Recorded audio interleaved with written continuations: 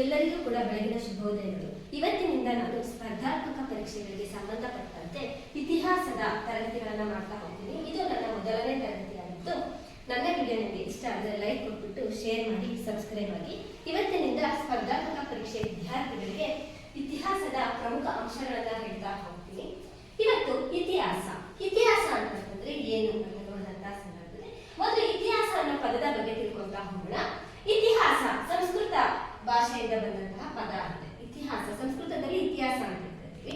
ಹಾಗಾದ್ರೆ ಕನ್ನಡದಲ್ಲಿ ಇತಿಹಾಸವನ್ನ ಏನಂತ ಕರಿತೀವಿ ಅಂತಂದ್ರೆ ಚರಿತ್ರೆ ಅಂತ ಹೇಳ್ಬಿಟ್ಟು ಕರಿತೀವಿ. ಕನ್ನಡದಲ್ಲಿ ಚರಿತ್ರೆ ಅಂತ ಕರಿತೀವಿ, ಸಂಸ್ಕೃತದಲ್ಲಿ ಇತಿಹಾಸ ಅಂತ ಕರಿತಾ ಹೋಗ್ತೀವಿ.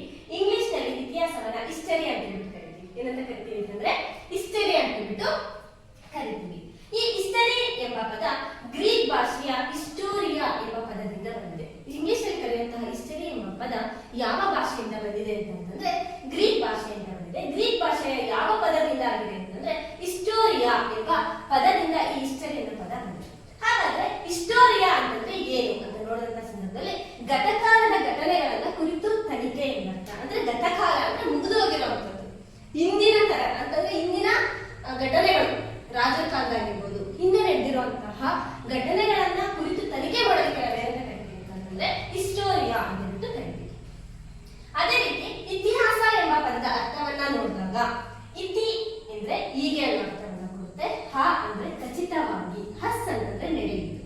ಇತಿಹಾಸ ಎಂಬ ಪದದ ಅರ್ಥವನ್ನ ನೋಡಿದಾಗ ಹೀಗೆ ಖಚಿತವಾಗಿ ನಡೆಯುವುದು ಎಂಬ ಅರ್ಥವನ್ನ ನೀಡುತ್ತೆ. ನೀವು ಕರೆಕ್ಟಾಗಿ ಅರ್ಥ ಮಾಡ್ಕೊಳ್ಳಿ. ಇತಿಹಾಸ ಅನ್ನೋದು ಸಂಸ್ಕೃತ ಭಾಷೆಯ ಪದ. ಕನ್ನಡದಲ್ಲಿ ಚರಿತ್ರೆ ಅಂತ ಹೇಳ್ತೀವಿ, ಇಂಗ್ಲಿಷ್ ಅಲ್ಲಿ ಹಿಸ್ಟ್ರಿ ಅಂತ ಹೇಳ್ತೀವಿ.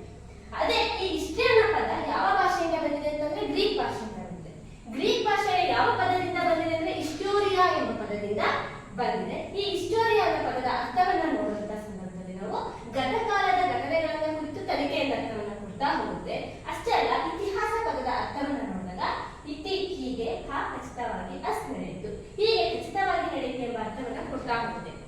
ಅದೇ ರೀತಿ ಈ ಇತಿಹಾಸವನ್ನ ಮೊದಲು ಯಾರು ಕಂಡಿದ್ರು, ಮೊದಲು ಯಾರು ಈ ಇತಿಹಾಸವನ್ನ ಬರೆಯೋದಕ್ಕೆ ಸ್ಟಾರ್ಟ್ ಮಾಡಿದ್ರು ಅಂತ ನಾವು ನೋಡಿದಾಗ ಈಗ ಯಾರು ಬರೆದ್ರು, ಇದು ಯಾವ ದೇಶದಲ್ಲಿ ಮೊದಲಾಗ್ತಾ ಹೋಗ್ತು ಅನ್ನೋದನ್ನ ನೋಡ್ತಾ ಹೋಗೋಣ. ಏನು ಅಂತೇಳಿ ಫಸ್ಟ್ ನಾವು ನೋಡಿದಾಗ ಗತಕಾಲದ ಪ್ರಮುಖ ವಿಶಿಷ್ಟ ಘಟನೆಗಳ ಕ್ರಮಬದ್ಧ ದಾಖಲೆಗಳ ವಿಶ್ಲೇಷಣಾ ಅಧ್ಯಯನವೇ ಇತಿಹಾಸ. ಗತಕಾಲದ ಅಂತಂದ್ರೆ ಇಂದಿನ ಕಾಲದ, ಇಂದಿನ ಕಾಲ ಅಂತಂದ್ರೆ ಈ ಇಂದಿನ ಅಲ್ಲ, ಈ ಇಂದಿನ ಅಂತಂದ್ರೆ ಈಗಿಂದ ಆಗುತ್ತೆ. ಹಿಂದಿನ ಅಂದ್ರೆ ನಡೆದು ಹೋಗಿರುವಂತದ್ದು, ಸೈಕಲ್ ಹಾಕ್. ಹಿಂದಿನ ಅಂತಂದ್ರೆ ಸೈಕಲ್ ಹಾಕ್, ನಡೆದು ಹೋಗಿರುವಂತದ್ದು. ಗತಕಾಲದ ಪ್ರಮುಖ ವಿಶಿಷ್ಟ ಘಟನೆಗಳನ್ನ, ಪ್ರಮುಖ ಅಂಶಗಳನ್ನ ಮಾತ್ರ ಕ್ರಮಬದ್ಧ ದಾಖಲೆಗಳಿರ್ಬೇಕು. ಕ್ರಮಬದ್ಧ ದಾಖಲೆಗಳ ಜೊತೆಗೆ ವಿಶ್ಲೇಷಣಾ ಅಧ್ಯಯನ ಮಾಡೋದಕ್ಕೆ ನಾವೇನು ಕರಿತೀವಿ ಅಂತಂದ್ರೆ ಇತಿಹಾಸ ಅಂತ ಹೇಳ್ತೀವಿ. ಈ ಇತಿಹಾಸ ಅಧ್ಯಯನಕ್ಕೆ ಬೇಕಾಗಿರುವಂತಹ ಪ್ರಮುಖ ಅಂಶ ಏನು ಅಂತಂದ್ರೆ ನಡೆದಂತಹ ಪ್ರಮುಖ ಘಟನೆಗಳನ್ನ ವೈಜ್ಞಾನಿಕವಾಗಿ ವಿಮರ್ಶಿಸುವುದು. ಅಂತಂದ್ರೆ ವೈಜ್ಞಾನಿಕವಾಗಿ ವಿಮರ್ಶನೆ ಮಾಡ್ತಾರೆ. ಇತಿಹಾಸ ಅಂದ ತಕ್ಷಣ ಎಲ್ಲದನ್ನೂ ಕೂಡ ಇತಿಹಾಸ ಒಪ್ಕೊಳ್ಳಲ್ಲ. ಅದಕ್ಕೆ ಅದರದೇ ಆದಂತಹ ನಿಯಮಗಳಿರುತ್ತೆ. ಆಧಾರ ಇರಬೇಕು, ಕುರುಹುಗಳಿರ್ಬೇಕು, ಮೌಖಿಕ ಆಧಾರ ಇರಬೇಕು, ಇಲ್ಲ ಸಾಹಿತ್ಯ ಆಧಾರ ಇರಬೇಕು. ಇಲ್ಲ ಅಂತಂದ್ರೆ ಅಲ್ಲಿ ಯಾವ್ದಾದ್ರು ಒಂದು ಕುರುಹು ನಮ್ಗೆ ಗೊತ್ತಿರಬೇಕು. ಒಂದು ದೇವಸ್ಥಾನ ಇದೆ ಅಂತಂದ್ರೆ ಆ ದೇವಸ್ಥಾನ ಇತ್ತು ಅನ್ನೋದಕ್ಕೆ ಒಂದು ಕುರುಹು ಇರಬೇಕು.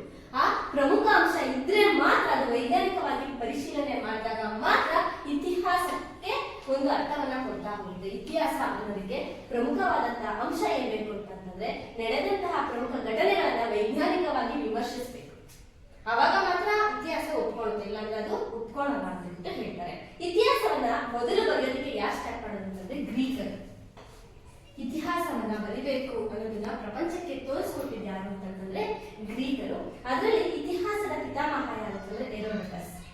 ಇತಿಹಾಸದ ಪಿತಾಮಹ ಯಾರು ಅಂತಂದ್ರೆ ಹೆರೋಡಟಸ್. ಇತಿಹಾಸವನ್ನ ಕ್ರಮಬದ್ಧವಾಗಿ ನಿಯಮಬದ್ಧವಾಗಿ ಬರೆದಿದ್ದು ಮೊದಲಿಗೆ ಯಾರು ಅಂತಂದ್ರೆ ಹೆರೋಡಟಸ್. ಹಾಗಾಗಿ ಹೆರೋಡಟಸ್ ಅನ್ನ ಇತಿಹಾಸದ ಪಿತಾಮಹ ಅಂತ ಕರೀತಾ ಹೋಗ್ತಾರೆ. ಈ ಹೆರೋಡಟಸ್ ಬರೆದಂತಹ ಗ್ರಂಥ ಯಾವುದು ಅಂತಂದ್ರೆ ಪರ್ಷಿಯನ್ ಕದನಗಳು. ಕದನ ಅಂದ್ರೆ ಗೊತ್ತಿದೆ, ಯುದ್ಧ ಅಂತೇಳಿ ಬರುತ್ತೆ. ಈ ಪರ್ಷಿಯನ್ ಕದನಗಳು ಅನ್ನುವಂತಹ ಗ್ರಂಥವನ್ನ ಹೆರೋಡಟಸ್ ಬರೆದಿದ್ದಾರೆ. ಇವರು ಗ್ರೀಕ್ ದೇಶದವರು. ಇವರನ್ನ ಇತಿಹಾಸದ ಪಿತಾಮಹ ಅಂತ ಕರೀತಾರೆ. ಅಷ್ಟೇ ಅಲ್ಲ, ಅನೇಕ ಪ್ರಮುಖ ಇತಿಹಾಸಕಾರರಿದ್ದಾರೆ. ಯಾರ್ಯಾರು ಅಂತಂದ್ರೆ ಹೆರೋಡಟಸ್, ಥೂಸಿಡೈಡಸ್, ಸಂತ Augustine, Jadunath Sarkar, Jawaharlal Nehru, J B. Bury, ಪ್ರೀಮಮ್, ವಿಲ್ ಡೊರೆಂಟ್, ಕಾರ್ಲ್ ಮಾರ್ಕ್ಸ್.